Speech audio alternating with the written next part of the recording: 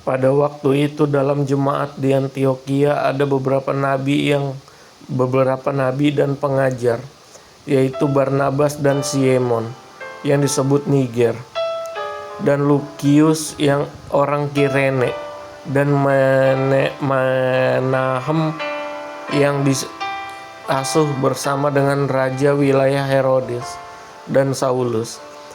Pada suatu hari ketika mereka beribadah kepada Tuhan dan berpuasa, berkatalah Roh Kudus, khususkanlah Barnabas dan Saulus bagiku untuk tugas yang telah kutentukan bagi mereka. Maka berpuasa dan berdoalah mereka, dan setelah meletakkan tangan di atas kedua orang itu, mereka membiarkan keduanya pergi. Saulus dan Barnabas di Pulau Siprus.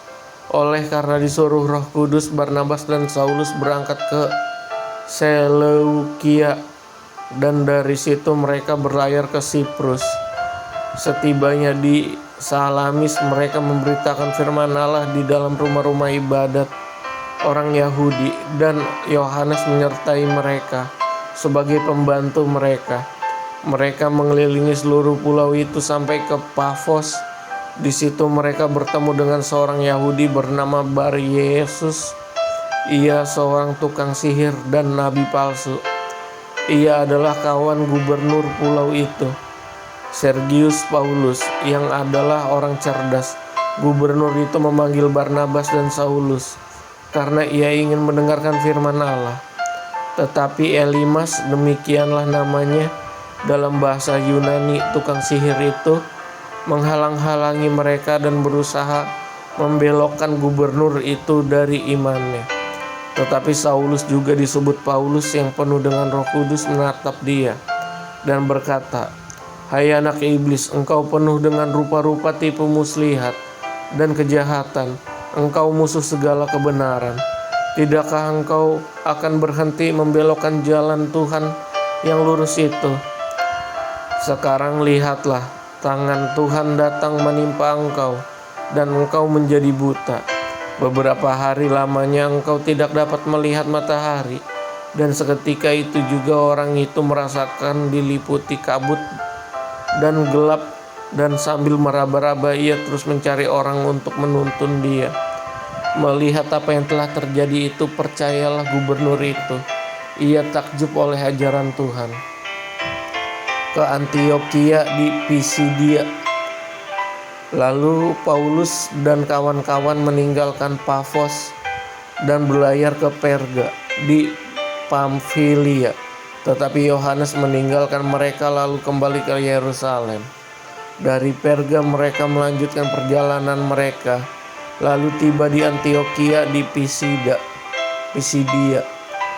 Pada hari Sabat mereka pergi ke rumah ibadat lalu duduk di situ.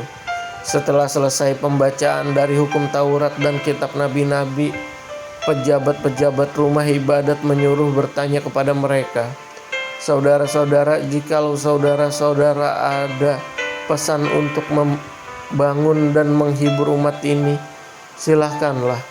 Maka bangkitlah Paulus, ia memberi isyarat dengan tangannya, lalu berkata, "Hai orang-orang Israel dan kamu yang takut akan Allah, dengarkanlah. Allah umat Israel ini telah memilih nenek moyang kita dan membuat umat itu menjadi besar ketika mereka tinggal di Mesir sebagai orang asing. Dengan tangannya yang luhur, ia telah memimpin mereka keluar dari negeri itu. 40 tahun lamanya ia sabar terhadap tingkah laku mereka di padang gurun. Dan setelah membinasakan 7 bangsa di tanah Kanaan, ia membagi-bagikan tanah itu kepada mereka untuk menjadi warisan mereka. Selama kira-kira 450 tahun sesudah itu, ia memberikan mereka hakim-hakim sampai pada zaman Nabi Samuel. Kemudian mereka meminta seorang raja, dan Allah memberikan kepada mereka Saul bin Kis dari suku Benyamin 40 tahun lamanya. Setelah Saul diasingkan, Allah mengangkat Daud menjadi raja mereka. Tentang Daud, Allah telah menyatakan, "Aku telah mendapat Daud bin Isai, seorang yang berkenan di hatiku dan yang melakukan segala kehendakku, dan dari keturunannya lah sesuai dengan yang telah dijanjikannya." Allah telah membangkitkan juru selamat bagi orang Israel, yaitu Yesus. Menjelang kedatangannya, Yohanes telah menyerukan kepada seluruh bangsa Israel supaya mereka bertobat dan memberi diri dibaptis. Dan ketika Yohanes hampir selesai menunaikan tugasnya, ia berkata, "Aku bukanlah dia yang kamu sangka, tetapi ia akan datang kemudian daripadaku. Membuka kasut kakinya pun aku tidak layak." Hai saudara-saudaraku, baik yang termasuk keturunan Abraham maupun yang takut akan Allah, kabar keselamatan itu sudah disampaikan kepada kita. Sebab penduduk Yerusalem dan pemimpin-pemimpinnya tidak mengakui Yesus.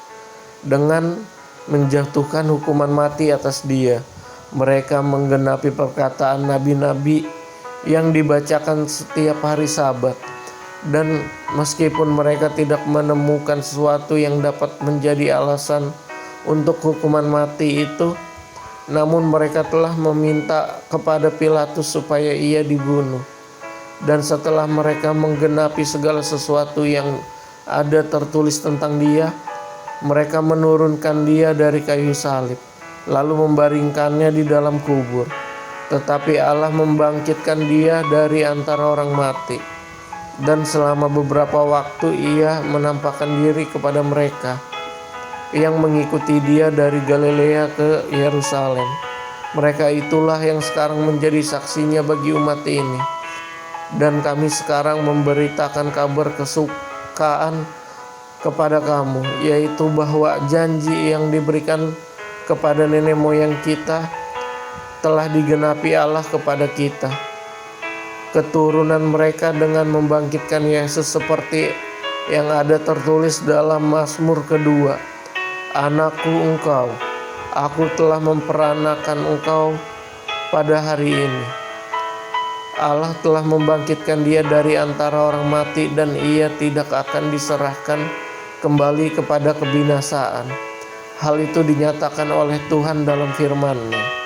Dalam firman ini, "Aku akan menggenapi kepadamu janji-janji yang kudus yang dapat dipercayai yang telah kuberikan kepada Daud." Sebab itu ia mengatakan dalam Mazmur yang lain, "Engkau tidak akan membiarkan orang kudusmu melihat kebinasaan." Sebab Daud melakukan kehendak Allah pada zamannya. Lalu ia mengangkat dan dibaringkan di samping nenek moyangnya. Dan ia memang diserahkan kepada kebinasaan. Tetapi Yesus yang dibangkitkan Allah tidak demikian. Jadi ketahuilah hai saudara-saudara, oleh karena dialah maka diberitakan kepada kamu pengampunan dosa. Dan di dalam dialah setiap orang percaya memperoleh pembebasan dari segala dosa yang tidak dapat kamu peroleh dari hukum Musa.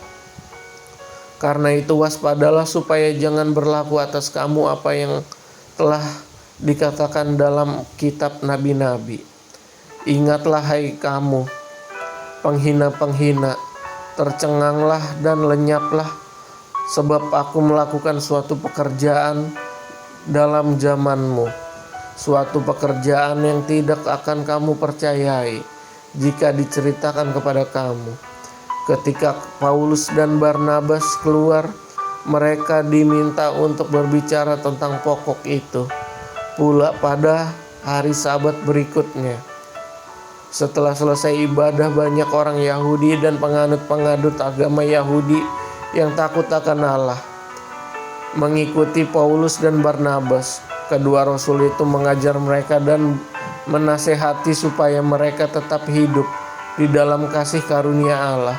Pada hari Sabat berikutnya datanglah hampir seluruh kota itu berkumpul untuk mendengar firman Allah. Akan tetapi ketika orang Yahudi melihat orang banyak itu, Penuhlah mereka dengan iri hati dan sambil menghujat, mereka membantah apa yang dikatakan oleh Paulus. Tetapi dengan berani Paulus dan Barnabas berkata, "Memang kepada kamulah firman Allah harus diberitakan lebih dahulu. Tetapi kamu menolaknya dan menganggap dirimu tidak layak untuk beroleh hidup yang kekal. Karena itu kami berpaling kepada bangsa-bangsa lain. Sebab inilah yang diperintahkan kepada kami. Aku telah menentukan engkau menjadi terang bagi bangsa-bangsa yang tidak mengenal Allah, supaya engkau membawa keselamatan sampai ke ujung bumi." Mendengar itu bergembiralah semua orang yang tidak mengenal Allah, dan mereka memuliakan firman Tuhan. Dan semua orang yang ditentukan Allah untuk hidup yang kekal menjadi percaya. Lalu firman Tuhan disiarkan di seluruh daerah itu. Ke Ikonium, Listra, dan Derbe, orang-orang Yahudi penghasut perempuan-perempuan terkemuka yang takut akan Allah dan pembesar-pembesar di kota itu, dan mereka menimbulkan penganiayaan atas Paulus dan Barnabas dan mengusir mereka dari daerah itu. Akan tetapi Paulus dan Barnabas mengebaskan debu kaki mereka sebagai peringatan bagi orang-orang itu. Lalu pergi ke Ikonium, dan murid-murid di Antiokhia penuh dengan sukacita dan dengan Roh Kudus